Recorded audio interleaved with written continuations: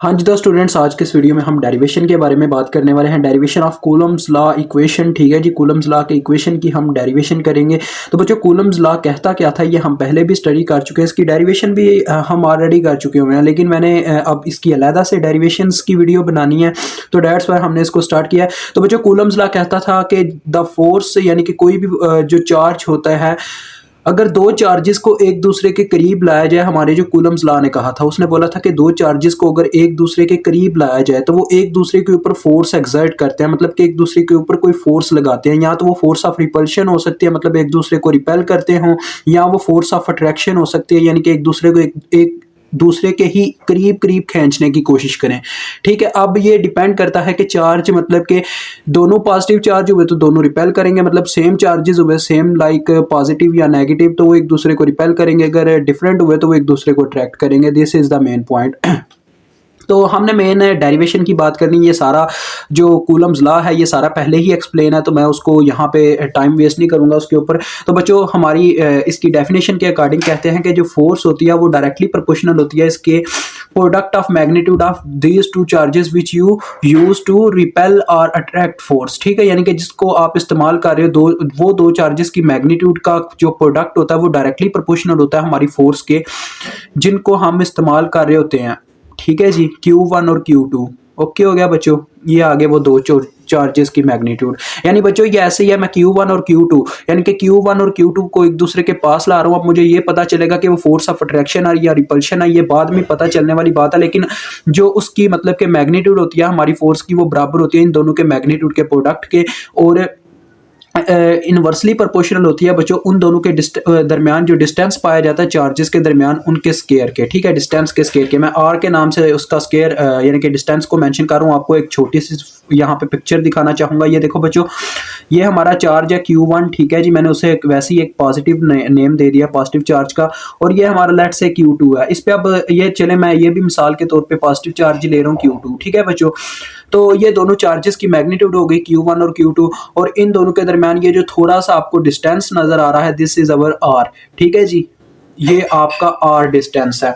तो बच्चों साफ सी बात, आप देखें मैंने आपके सामने ही सब कुछ मेंशन कर दिया है कि हमारे पास जो हमारी फोर्स इन दोनों के दरमियान जनरेट हो रही होगी वो क्या होगी, यानी कि वो डायरेक्टली प्रोपोर्शनल होगी इनकी मैग्नीट्यूड के प्रोडक्ट के, और इनवर्सली प्रोपोर्शनल होगी उस डिस्टेंस के जो इन दोनों के दरमियान पाया जा रहा है उसके स्केयर के। ठीक है जी, तो देखें इनवर्सली प्रोपोर्शनल। अब बच्चों इस इक्वेशन को अगर मैं इकट्ठा करके लिखना चाहूँ तो मैथ कहता है कि इसको आप इस तरह से भी लिख सकते हैं Q1 Q2 over are square, यानी कि ये फिर से इक्वेशन बात तो वही कर रही है ना। देखें आर स्केयर अभी भी बटे में, इससे पता चलता है कि फोर्स जो है, अगर हम देखें इसके इनवर्सली प्रोपोर्शनल का ये मतलब है बच्चों जितना डिस्टेंस बढ़ेगा उतनी फोर्स कम होगी। ठीक है, और इन डायरेक्टली प्रोपोर्शनल का ये चक्कर है, ये इंक्रीज करेगा तो ये भी इंक्रीज करेगा, यानी कि अगर आप चार्ज की मैग्नीट्यूड बढ़ाओगे तो आपकी फोर्स ऑफ अट्रैक्शन और रिपल्शन जो भी फोर्स हुई वो भी बढ़ती जाएगी। ठीक है, तो देखें ये हो गया। उसके बाद बच्चों इसको खत्म करने के लिए हम क्या करते हैं, कांस्टेंट का यहाँ पे इजाफा कर देता है ताकि हम इसको इज इक्वल टू में कन्वर्ट कर सके, तो इसकी जगह हम के ले आते हैं। ठीक है जी, के नाम का एक कांस्टेंट ले आते हैं, तो के को बच्चों कहा जाता है कांस्टेंट ऑफ प्रोपोर्शनैलिटी। इसकी भी एक अपनी इक्वेशन होती है, यानी कि ये जिस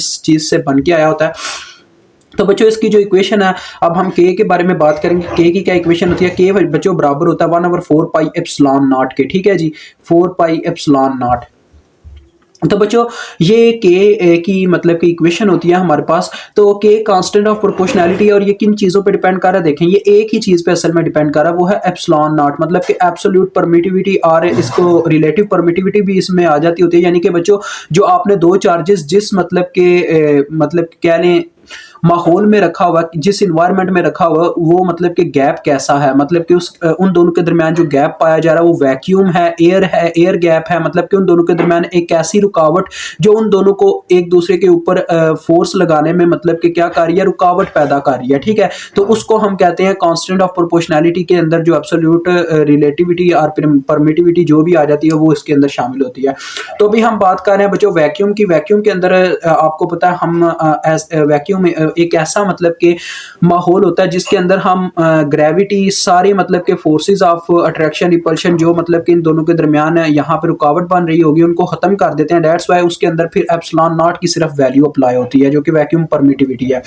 तो इसकी बच्चों वैल्यू होती है 8.85 मल्टीप्लाई बाय 10⁻⁻12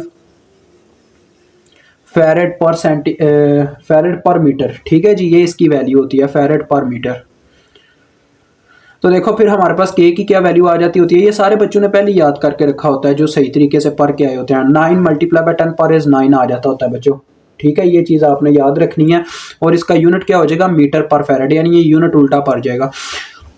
तो जिन बच्चों ने मतलब कि 12th क्लास को सही तरीके से स्टडी किया हुआ है, वहाँ पे फिजिक्स की पहली जो लेक्चर होता है वो होता ही कूलम्स लॉ पे है, लेकिन वहाँ पे कंसेप्ट नहीं दिया जाता। देखें यहाँ पे तो आपको कंसेप्ट मिल रहा है, ठीक है जी। अब हम ये के की वैल्यू को पुट करने की बजाय डायरेक्ट के की इक्वेशन पुट करेंगे, क्योंकि हम डेरिवेशन कर रहे हैं, यहाँ पे कोई वैल्यू नहीं हमने फोर्स की निकालनी। तो देखो बच्चों क्या आ जाएगा, के की जगह 1/4 पाई एप्सिलॉन नॉट अभी तक हम सिर्फ इसकी मैग्नीट्यूड की बात कर रहे हैं इस फोर्स की, तो ये इस तरह से हमारे पास इक्वेशन आ गई। देखें Q1 Q2 over are square. अब बच्चों देखो ये तो काम सारा डन हो गया। अब बात आती है देखो कि मैंने जैसा कि आपको कहा कि ये तो वैक्यूम परमिटिविटी के लिए है, ठीक है, मतलब कि जब आप वैक्यूम के अंदर इसको इस्तेमाल कर रहे हो, अगर आप इसको वैक्यूम से बाहर ले जाते हो तो यहाँ पे एप्सिलॉन आर भी आ सकता है, ठीक है जी। यहाँ पे एप्सिलॉन नॉट के साथ एक और चीज़ का इजाफा हो जाएगा, वो होती है एप्सिलॉन आर, तो वो भी मैं आपको बता ही देता हूँ, टेंशन नहीं लेनी। तो देखो बच्चों यहाँ पे गौर करना, अभी ये फोर्स एक क्या है, स्केलर क्वांटिटी अभी तक जो हम मतलब कि सिर्फ इसकी मैग्नीट्यूड पे बात कर रहे हैं। अगर मैं इसको मतलब कि वेक्टर फॉर्म में बनाना चाहूँ, क्योंकि force is a vector quantity, force एक वेक्टर क्वांटिटी होती है, उसकी कोई ना कोई डायरेक्शन होती है, मतलब कि इसकी कोई ना कोई डायरेक्शन होगी ना, कि ये इस पे फोर्स लगा रहा है या ये इस पे फोर्स लगा रहा है, तो एक डायरेक्शन में लगा रहे हैं, दैट्स वाई उसके लिए हमें यूनिट वेक्टर को मेंशन करना पड़ेगा। तो देखें अभी मैं यहाँ पे यूनिट वेक्टर मेंशन करूंगा, तो यहाँ पे मुझे फोर्स के ऊपर वेक्टर का यानी कि वेक्टर फॉर्म का निशान लगाना पड़ेगा, यानी कि ये एक वेक्टर क्वांटिटी है। देखो बच्चों ये आ गया 1/4 pi epsilon naught, epsilon r भी आपने यहाँ पे अब इजाफा कर देना, क्योंकि आपने बताना है एप्सिलॉन आर हम क्यों लगा रहे हैं, वो मैं आपको बताता हूँ। देखें Q1 Q2 बाकी एज इट एज ही सारा आएगा। देखो बच्चों Q1 Q2 over are square, लेकिन यहाँ पे हम लिख देंगे क्या, वेक्टर।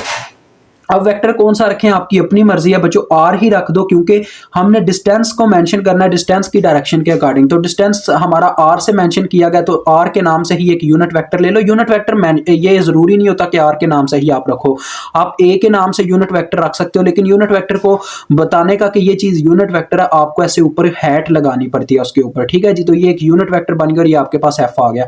और आगे आप ये चीज बता दें, अगर तो हम एयर के अंदर वर्क कर रहे हैं तब हमारा एप्सिलॉन आर 1 के बराबर होता है, क्योंकि एयर गैप की बच्चों जो रिलेटिव परमिटिविटी होती है वो 1 के इक्वल होती है, दैट्स वाई ये इक्वेशन फिर कन्वर्ट हो जाएगी 1/4 एप्सिलॉन नॉट Q1 Q2 और आर स्क्वायर और साथ में आर का यूनिट वेक्टर। ओके हो गया। तो यहां तक तो बच्चों कूलम्स लॉ का तकरीबन हद से ज्यादा जो काम है ना डन हो गया होता है, लेकिन थोड़ा सा जो रह जाता है वो बात अब यहां पे करेंगे।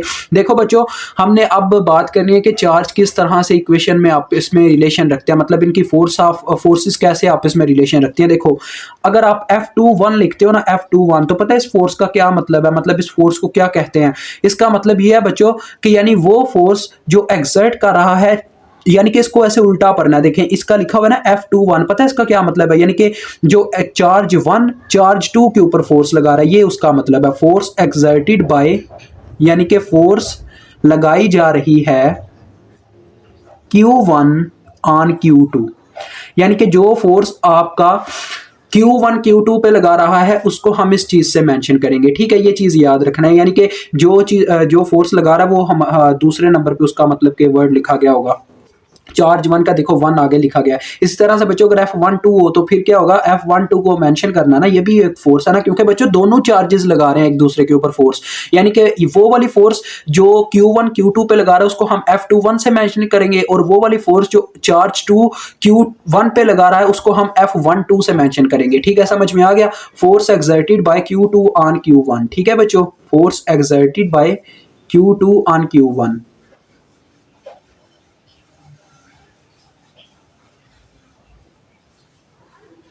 ओके हो गया।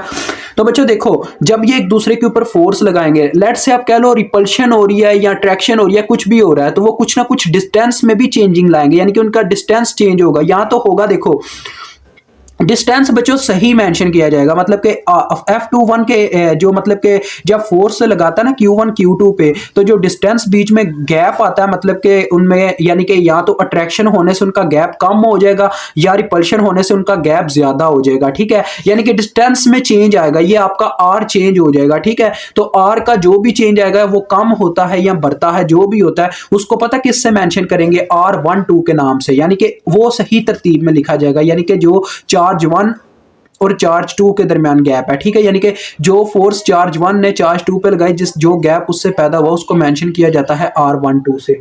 ओके हो गया।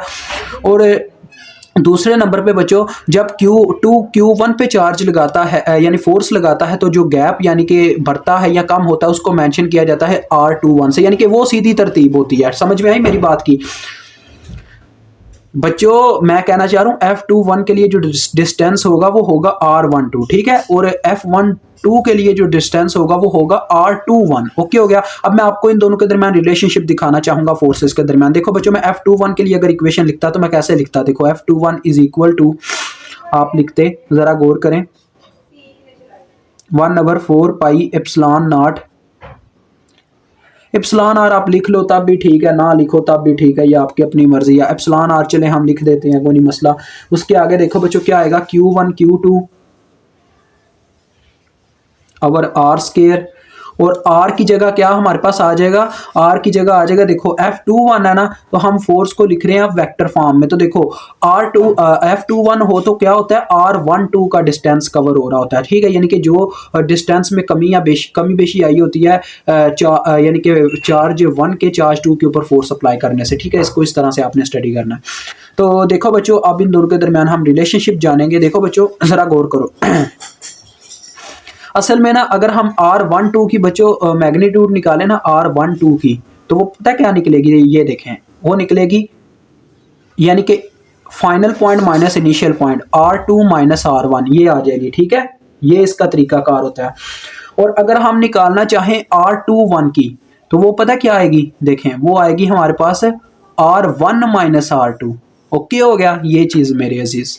तो ये इक्वेशन होती है इसको लिखने की, ठीक है, यानी कि वेक्टर फॉर्म में खोल के लिखने की। और बटे में आपको पता है मैग्नीट्यूड होती है, मैग्नीट्यूड का जो तरीकाकार होता है वो आपको पता, फर्स्ट टर्म का स्क्वायर प्लस सेकंड टर्म का स्क्वायर, वो एक लंबा चौड़ा प्रोसीजर है, वो आपको समझने की यहाँ पे जरूरत नहीं है, इस वजह से मैं कह रहा हूँ। अब देखो बच्चों, अगर इन दोनों को मैं आपस में रिलेट करना चाहूँ तो जरा गौर करो, दोनों में बस एक माइनस का फर्क है। देखो R21 जो है, R21 जरा गौर कीजिएगा, R21 जो है वो बराबर आ सकता है उसके, अगर इन दोनों में से मैं माइनस कॉमन ले लूं, देखो माइनस कॉमन लिया तो अंदर आ गया R2 माइनस R1। ये कैसे फार्मूला लगा वैसे, final point minus initial point, यानी कि R1 माइनस R2, और वहां पे भी यही हुआ है फार्मूला, ठीक है। चेंज अगर निकालना हो ना डिस्टेंस में, इस तरह से निकलता है। तो देखो बच्चों ये उसके बराबर आ रहा है, देखो मैंने माइनस कॉमन लिया तो बिल्कुल उसी की इक्वेशन आ रही है, यानी कि इन दोनों में जो रिलेशनशिप है वो बस डायरेक्शन का रिलेशनशिप है बच्चों, मतलब इन दोनों की मैग्नीट्यूड सेम है बट अपोजिट डायरेक्शन है, इतना हमें यहाँ पे ये देखने को समझ में आता है, ठीक है। ये चीज हमें यहाँ से पता चल जाती है। तो हम यहाँ पे लिखेंगे एज, जैसा कि हम जानते हैं कि R21 जो है वो माइनस टाइम्स ऑफ R12 के बराबर होता है, यानी कि ये चीज हमने यहाँ पे स्टडी की है। तो इसी वजह से हम यहाँ पे अगर वो वैल्यू पुट करते हैं तो देखें बच्चों क्या इक्वेशन बन जाएगी, 1/4 pi epsilon naught epsilon R Q1 Q2 और R स्केयर। तो बच्चों R12 की जगह हम क्या पुट कर सकते हैं, ये देखो माइनस को इधर ही ट्रांसफर करा दो तो आप भी बात वही है, माइनस इधर जब आया तो R12 बराबर हो सकता है माइनस टाइम्स ऑफ R21 के, तो माइनस इंटू R21। ओके हो गया, ये देखो ये चीज आ गई। तो देखो बच्चों, अगर इस माइनस को मैं उठा के शुरू में ले जाऊं तो ये किस चीज का फार्मूला बन गया, किस फोर्स का, ये बन गया फोर्स F12 का फार्मूला। क्योंकि देखो ये बताया जा रहा है कि ये वो वाला मतलब कि वो डिस्टेंस है जो उस वक्त मतलब जनरेट हुआ जब चार्ज 2 ने चार्ज 1 के ऊपर फोर्स लगाई, और वो कौन सी फोर्स है, F12। तो लिहाजा ये उसी का फार्मूला बन रहा है, माइनस को हमने बस बाहर निकालना तो फार्मूला उसी का सारा बन गया, यानी कि ये माइनस पीछे शुरू में आ गया और ये सारा किसका फार्मूला बन गया, F12 फोर्स का। तो ले बच्चों ये आपके पास देखें प्रूफ हो गया कि दोनों फोर्सेस आपस में मैग्नीट्यूड के अकॉर्डिंग सेम टू सेम होती हैं, बस फर्क किस चीज का होता है, डायरेक्शन का फर्क होता है। तो ये चीज हम पहले भी कर चुके हैं और यहाँ पे आपका ये कूलम्स लॉ डन होता है, डेरिवेशन उसकी।